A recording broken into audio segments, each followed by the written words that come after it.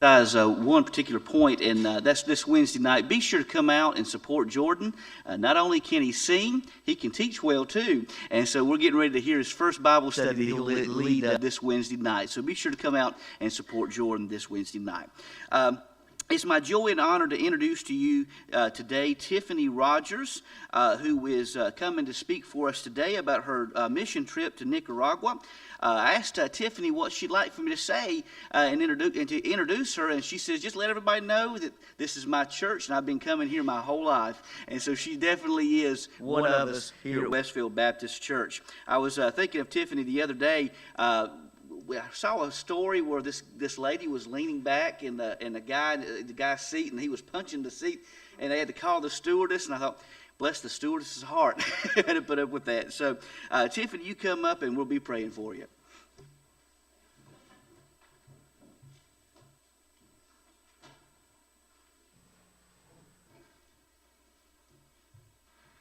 That wasn't me, but I do deal with that on a daily basis.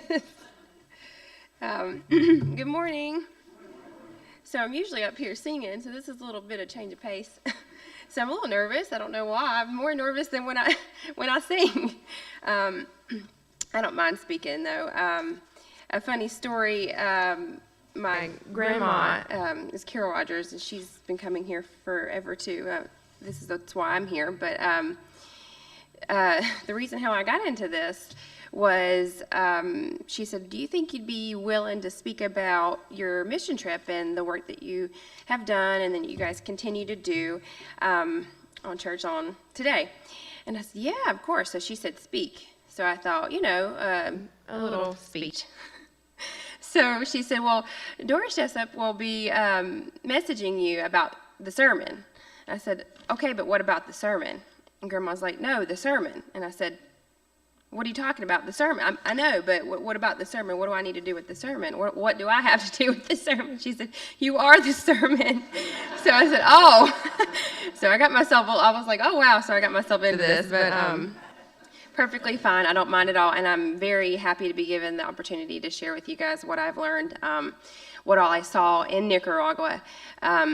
I went one time in October, and I guess we'll speak about this. First of all, let me tell you this before I get ahead of myself. My PowerPoint is behind me. Now, it's a little bit jumbled because I got home on Friday after finishing this, and it was on a flash drive, but it would not come up on my flash drive. So I had no idea which order, after I had not memorized the order of the slides that will be coming up. So I'm kind of going to go back and forth. You're going to see me looking back and forth a lot. But I'll try to correlate what I have to say with what's up there. But thank goodness and thank God that it's working today so I can share with you everything that I did. But well, I wanted to also thank everybody for letting me speak in the church and the women's organization here for letting me be here, and for all of my donations so far. I am accepting checks. They're either to me or to Tom Duke, and I'll explain who that is in that picture behind me. Any cash donations, and also supplies. I think you guys got a little insert in a pamphlet about a week ago at church. This is in the form of anything from, I'm really needing toothpaste at the moment. I've got tons of toothbrushes, but toothpaste is a big thing that is very expensive. They don't have the means to even buy a toothbrush, but toothpaste is really good. I need feminine products, Band-Aids, over the counter, just Tylenol, ibuprofen, pencils. I need a lot of number 2 pencils for the children, erasers. There's a whole list of things. You guys can contact me too, but those are a lot of the things that I need now, and quart-sized bags, Ziploc bags, if anybody is interested in donating that. So the name of our mission is by this gentleman here behind me, Tom Duke. I don't know if you guys have heard him, but he's actually been here before and presented at this church about his mission work. I think he was here the last time was about a year and a half ago, and I happened to be here that Sunday, and he spoke, and my wheels got turning. And mission work is something that I have wanted to do for as long as I can remember. But the thing about mission work sometimes with a lot of organizations, can be very, very expensive. They want $2,000 to go for a week. I've never had that kind of money to spend, and I just felt like I shouldn't have to pay money, thousands of dollars, to go and give my time. I've struggled with that a lot. I've even looked up, a couple years ago, I looked up this organization, and they sounded like they were doing wonderful work and mission work. However, it was like $3,000 for 10 days, and I was like, this is ridiculous. I just want to go and give my time. I don't feel like I should have to pay to go and give my time. I can take care of my food and my shelter, but I don't want to have to pay. So I contacted him after we stood over there, and I contacted him and said, hey, I have the best little gig because I'm a flight attendant, and thank Jesus, because it was just meant to be, and God had me here that day because I was supposed to meet him. He put him in my path, and I think he truly believes that as well, especially after our work together for 10 days in Nicaragua in October. And one thing led to another, and I said, I'd like to go with you. I can get myself there. The food was going to be mostly provided for. We stay with a Christian family there in this small village of Duriamba. That's the name of the village. It's about 2 hours from Managua, which is the capital of Nicaragua, and it's extremely poor.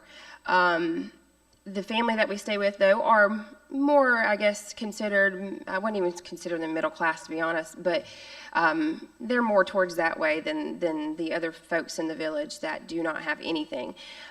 So we were staying in his house through Tom Duke, which Tom Duke has been doing this mission for 17 years. He's been there a long time. He goes every year for 17 years, and he stays for 2-3 weeks at a time. And his wife is usually there with him. However, she's had some recent health issues. So he's been going by himself for the past, I think, 1.5 to 2 years. So it just fell into place, and we tried to get a schedule together where I could go and he could go, and it wasn't quite working. And then all of a sudden it worked in October, and I got to go. And like I said, this is just something that I wanted to do forever, and I feel like it's what I'm supposed to be doing.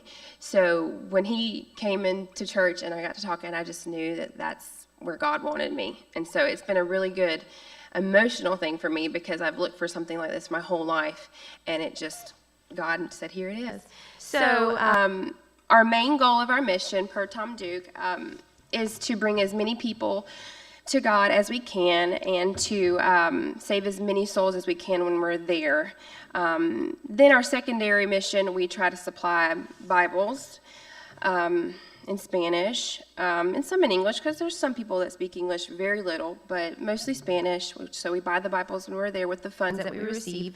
Food, clothing, and medical expenses, because medical expenses are insane. They're even insane here, pricing wise. But all of the funds that we receive, if people have given me checks, people have given me cash, all that I'm taking and I'm converting to the currency. The Cordoba is the currency when I get there, and we're going to just buy this mass bulk of food and clothing for the families. And a lot of people have donated clothes. I'm taking clothes too, just FYI. Children's clothes, women's clothes, men's clothes, whatever you have, we're taking it. I'm basically taking everything, so it's not limited to Band-Aids and pencils. So whatever you have to give, I'll take it. So a little bit of background of the Nicaragua. The Duriamba is where we're stationed. It's, like I said, it's 2 hours from Managua, very small village. But Nicaragua is actually a beautiful country. It's known for its lush forests, its volcanoes, its lakes. It's pretty awesome. So the picture you can't really see right there of me and Tom. And I'll explain the lady to his side here in a second. We were actually a volcano behind us, but it's got cloud coverage, and that was we took 2 days to explore just a little bit, half of the day, and then the other 8. It's about there for 10 days we missioned. But the thing about Nicaragua is that it's the poorest country in Central America, and they have a terrible government system. It's pretty bad. I didn't realize how bad it was, but they have this terrible, when we were driving, I just noticed that everything was just really run down and poor. Even in the capital, it seemed to be like, I've been to, I've traveled a lot, so I've seen a lot, but it just was just very, very drab and very dirty. So apparently, what I've gathered through Tom Duke and the Christian family that we're staying with, the government likes to keep their people poor.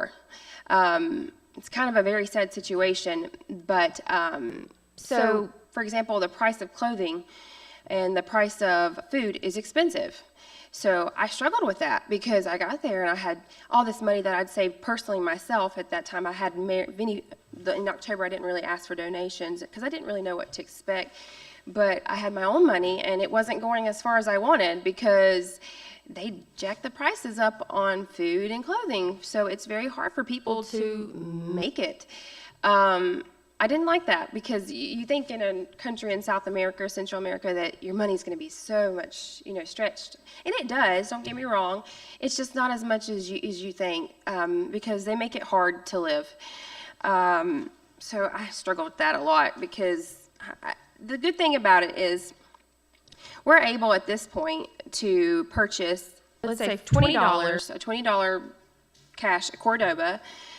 Can purchase enough food for about 5 days, which it does seem like a lot, but I just feel like it should be more. 5 days to 7 days for a family of 5. And that is just basics. That's what we supply every family with. We take $20 and we'll buy one family of 5 to last them 5 to 7 days, depending on how much they eat. And they're only getting rice, they're getting beans, they're getting flour, oil, sugar, and salt, and that's it.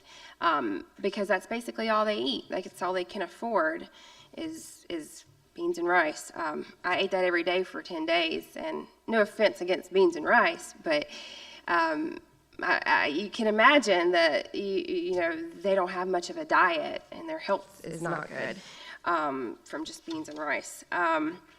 So you'll see throughout the slides here that the children are dressed really nicely. So I was perfect. You got it. I was like, I don't know when this is going to start happening. So the children are so sweet. That was probably my favorite thing. But they're dressed really nicely, and the parents keep them really clean. And you would think that for no running water and no air conditioning and dirt floors that they would be just filthy, but they're not. So I asked about that because I was like, these kids don't look poor, they have good clothing. And they said they take pride in their children, which I thought was really, really sweet because the parents will go with nothing and have rags, but the children, they'll make sure that their children are clothed as much as they possibly can. So I thought that was a really sweet thing. So you'll see that the kids are in pretty good health, and they feed them, and they do well, and they put them first. And you can definitely tell because these kids are amazing, and they're well-mannered. They're not like the kids here. I struggled. I was like, wow, because I'm not saying all kids are bad. I'm just saying it's just we are afforded so many luxuries. These kids don't have any of that, and they're mannered well, and they're thoughtful, and they're kind, and they're sweet, and it really touched me. And I enjoyed them the most, I think, from all of this because they touched my heart. But I think we can go to the next slide. I'll see what's on the next one. Like I said, I don't know the order, so I apologize. So this is Tom. And they love him. So he's been there 17 years, the same village, and he goes around. And this time we're going to be able to go it was the wet season then.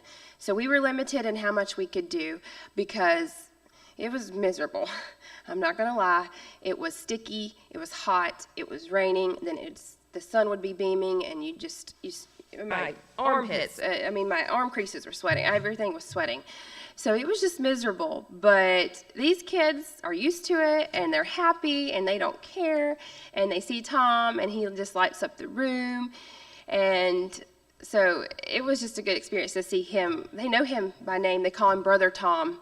He's like their grandpa. So that was a joy for me to see. We'll go to the next slide. We'll see what's on that one.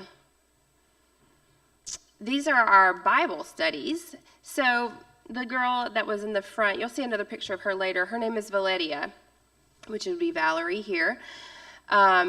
She is actually the behind the scenes for us. She does the work for us while she's a native, so she lives there. She lives in Duriamba. she does all the work for us. So we Talk with her. actually weekly. I've talked to her so much now because she's actually a couple years younger than me.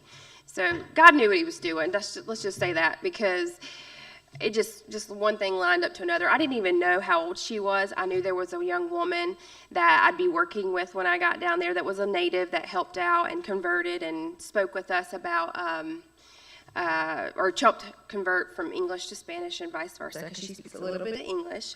But she's my age, and we just clicked. So she's married, she's got a family. You'll see her family later on. But she leads the Bible studies there and the children. And in the bottom photo, you can see it was my first day.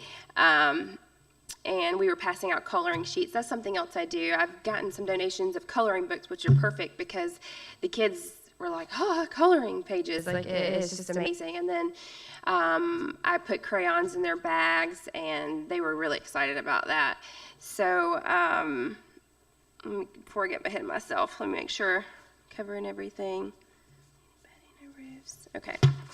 So that's her main mission, and she goes out and does the work for us. So Tom sends her money from here every month. She actually gets a salary, and that is her job. He has actually saved her family. They met her family maybe 15 years ago when she was a little girl. And she has just grown up to be like his daughter. He really refers to her as his daughter. And so she's the behind the scenes there. And she goes in every week. She goes and delivers food. She goes and delivers medical supplies, or if there's a medical bill that someone needs help with. There's a lot of people that are sick there, as you can imagine, because the nutrition is very poor. She lets Tom know, and then Tom sends funds through donations, or from me, which I've helped a lot, and we send the money, and then she goes out and does the work.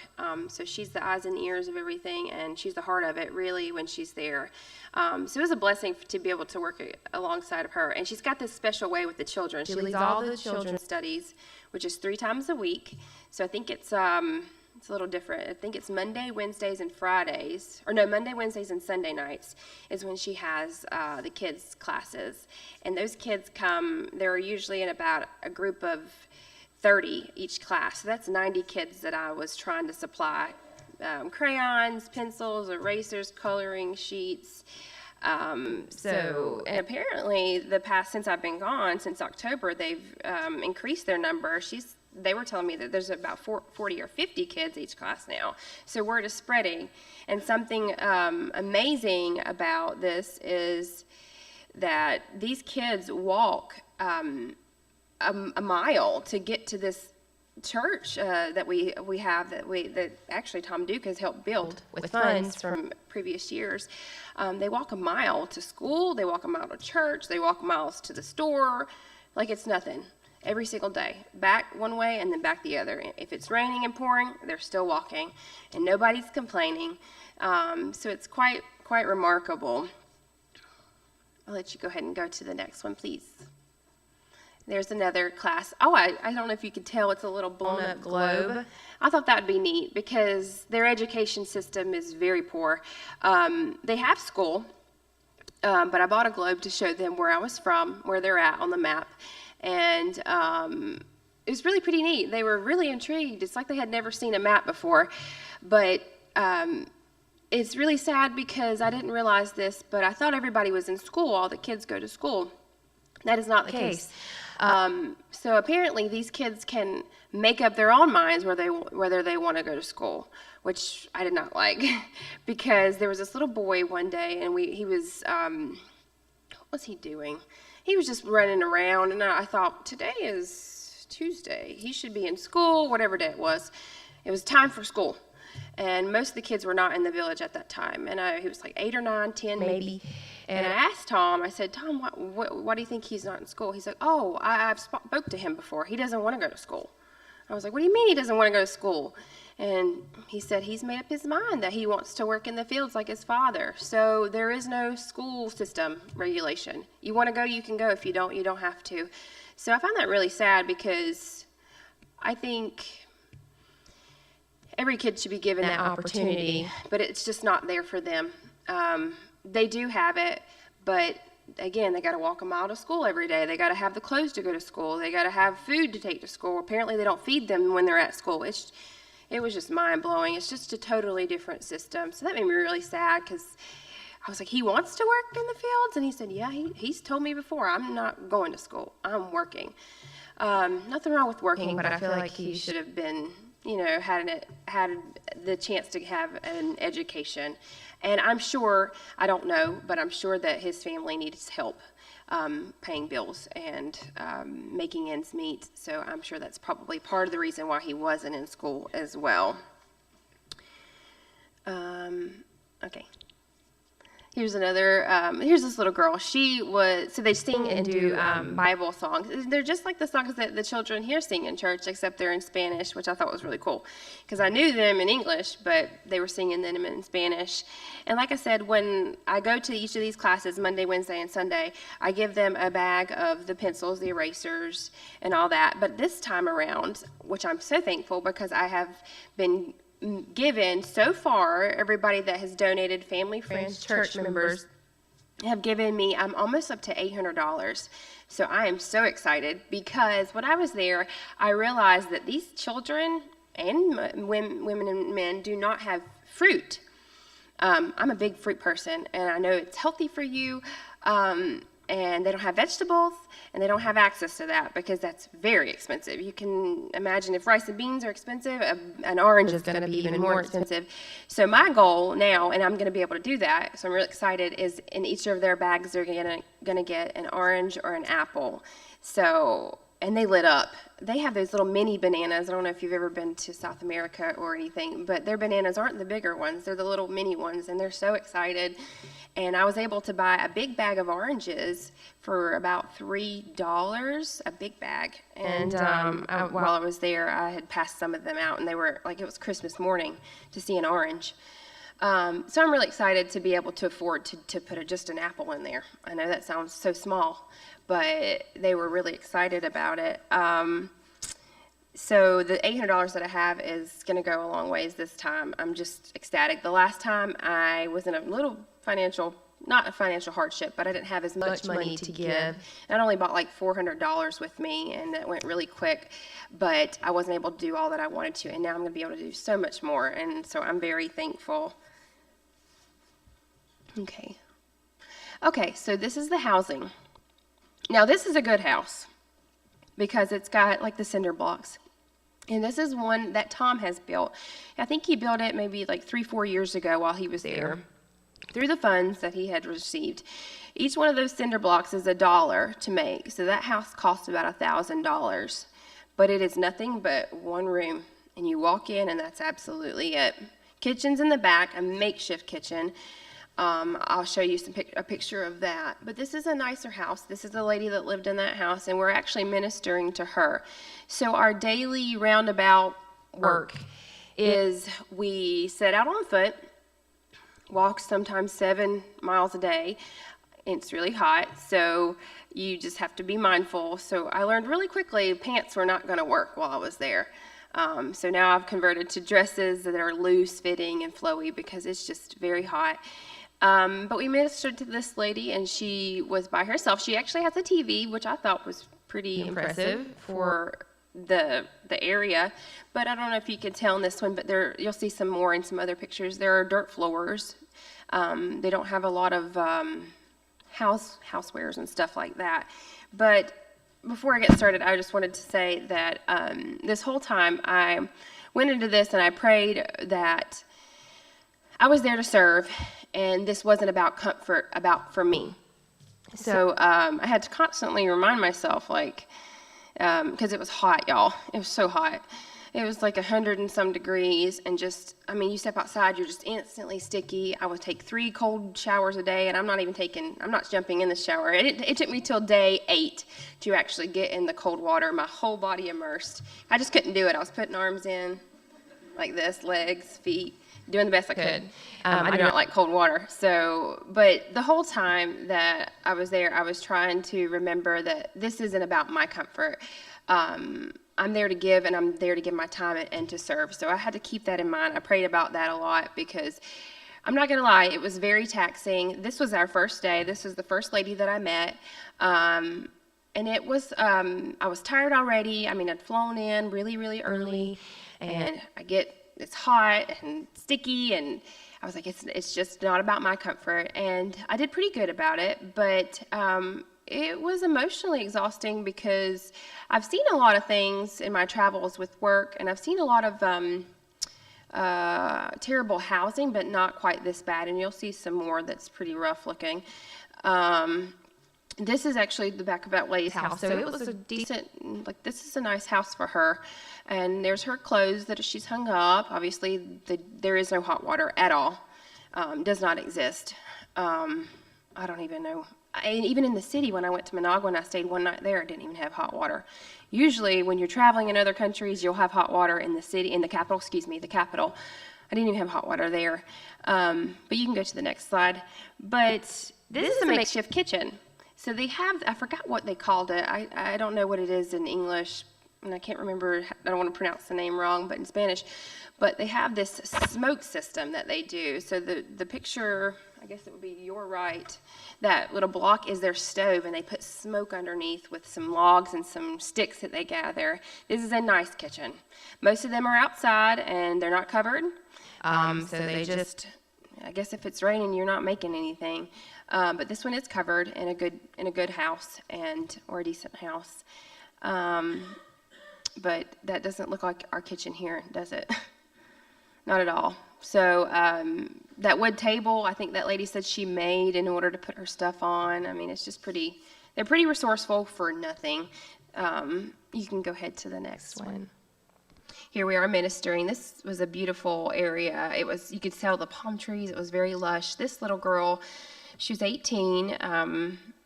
She had, I think, 2 little children. Her husband was out working, and we actually wound up reading scripture to her, and she became saved. Yes. I was like, got a question?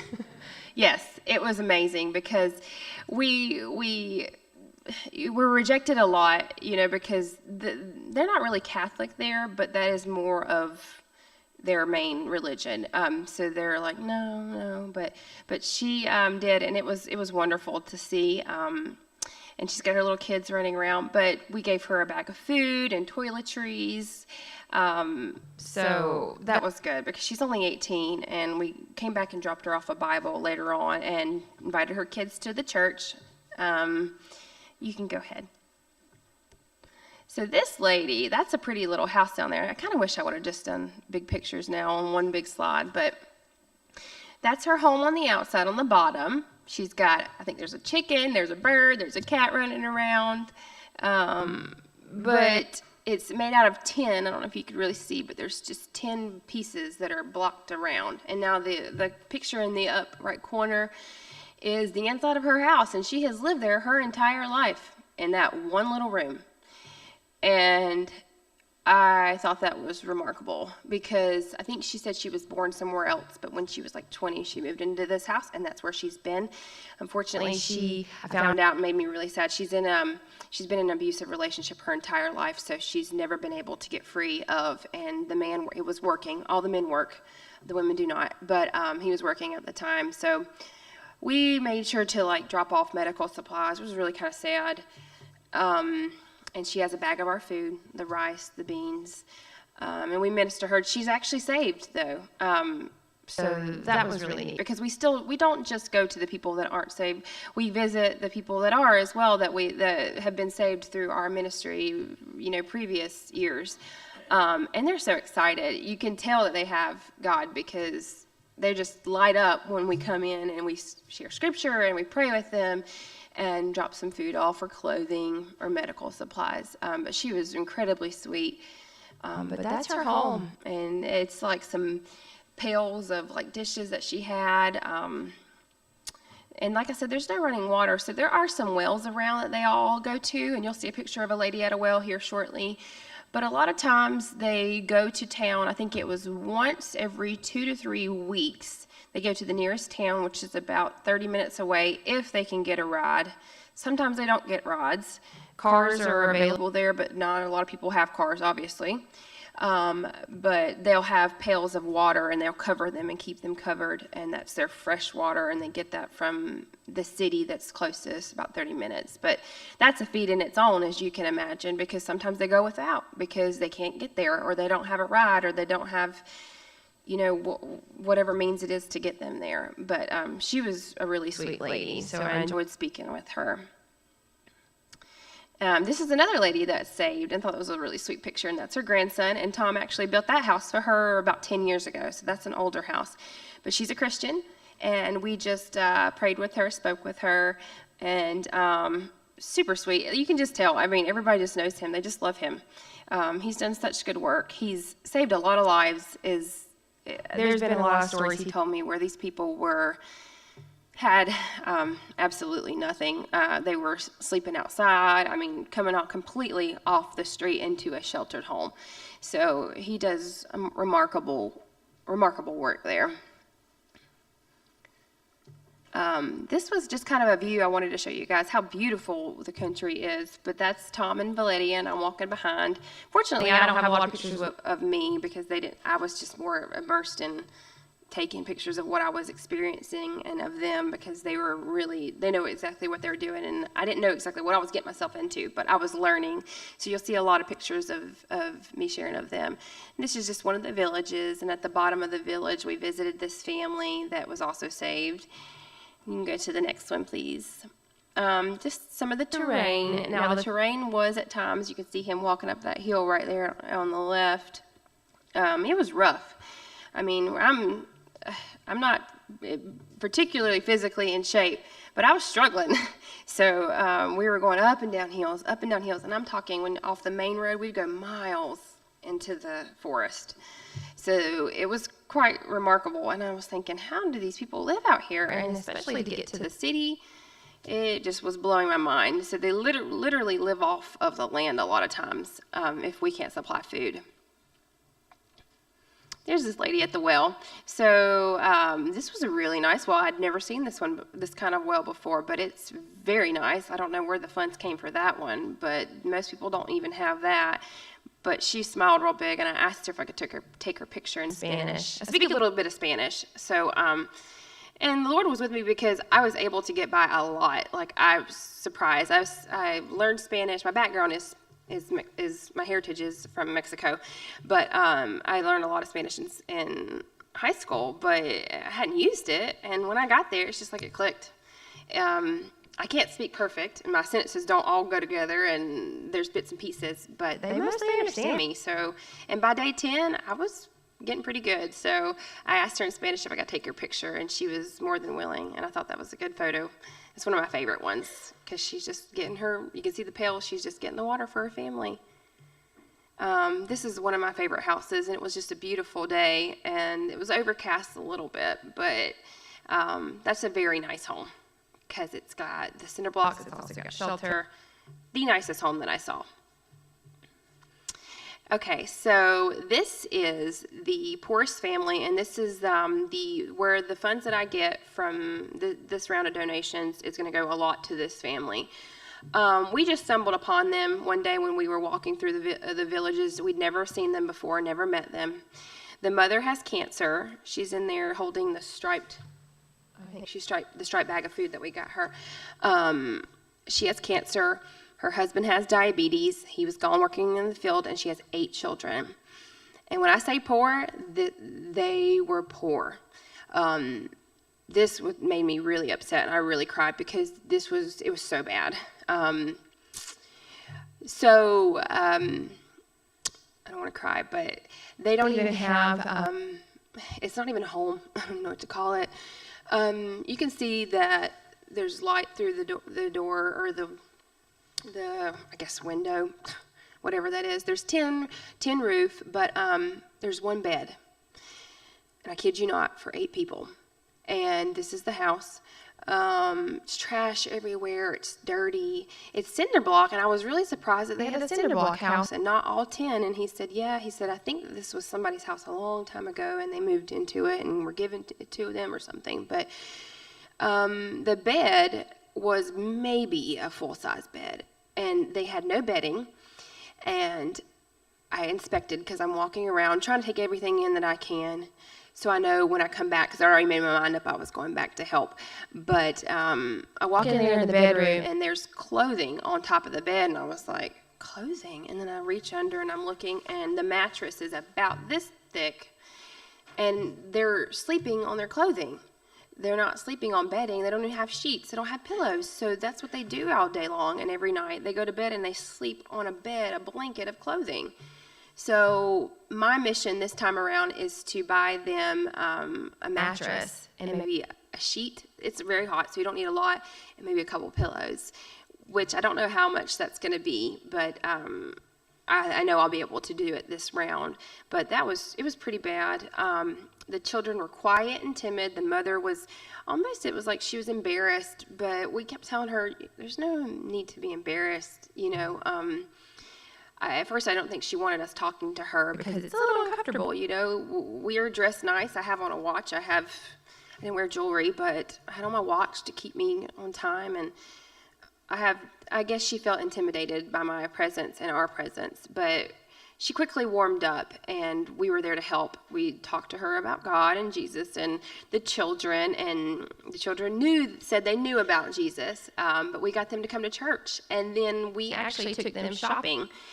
And I spent a lot of time with them. We spent 2 or 3 days working with this family, spreading the word, talking to them, taking them shopping. And I think you can go to the next slide. I'm not sure if that's the next one where the clothing is. This is a little boy. Oh, gosh, I forgot his name. But I'll figure it out next time, so I'll let you know.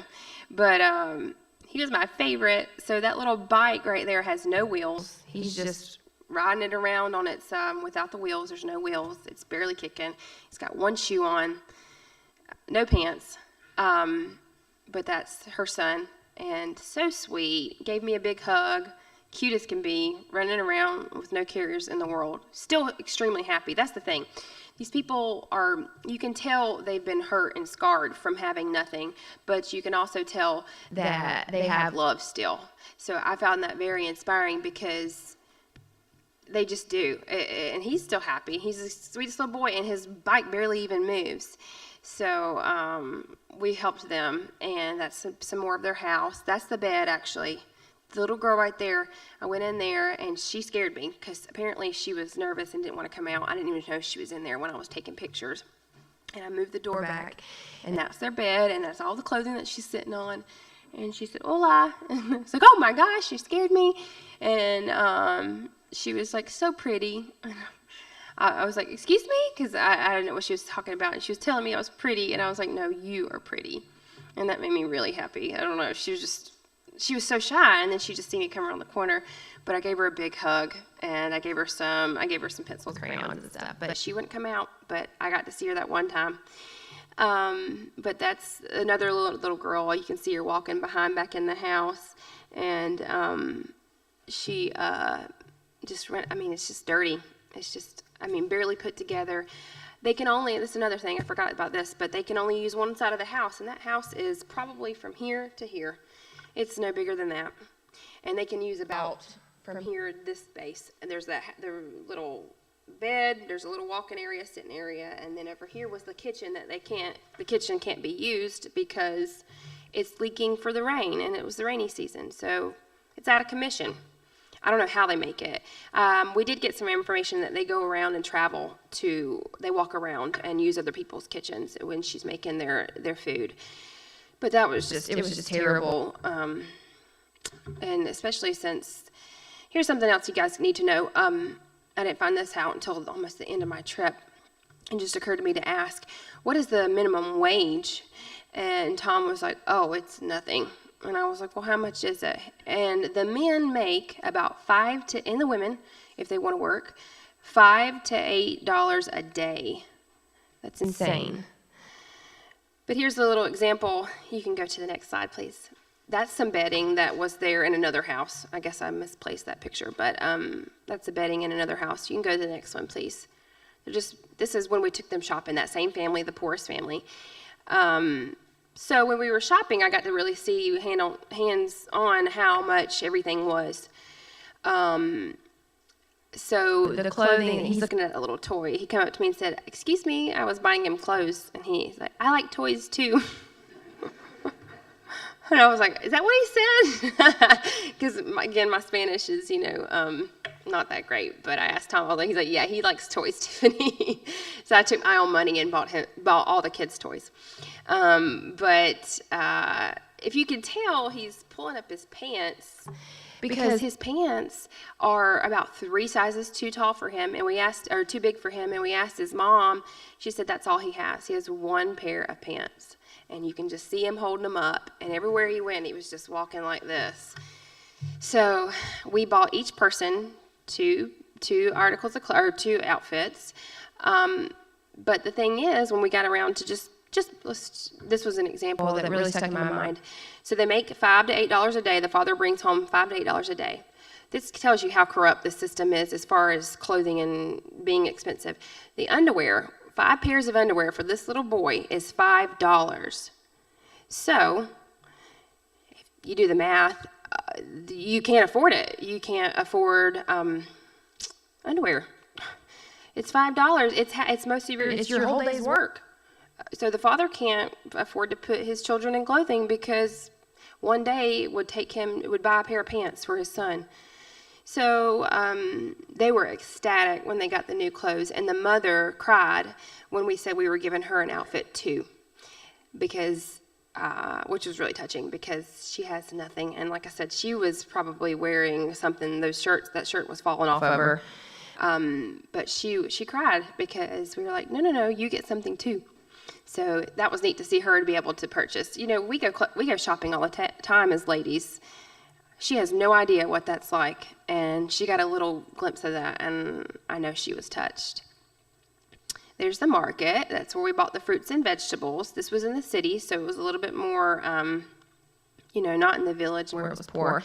But this is where I started to buy some of the oranges with some money that I had, and that I'll be able to go back and do now and buy more fruits and stuff to supply for everybody, because that's my mission, I think, is to focus on the children's work and to provide the fruits and vegetables.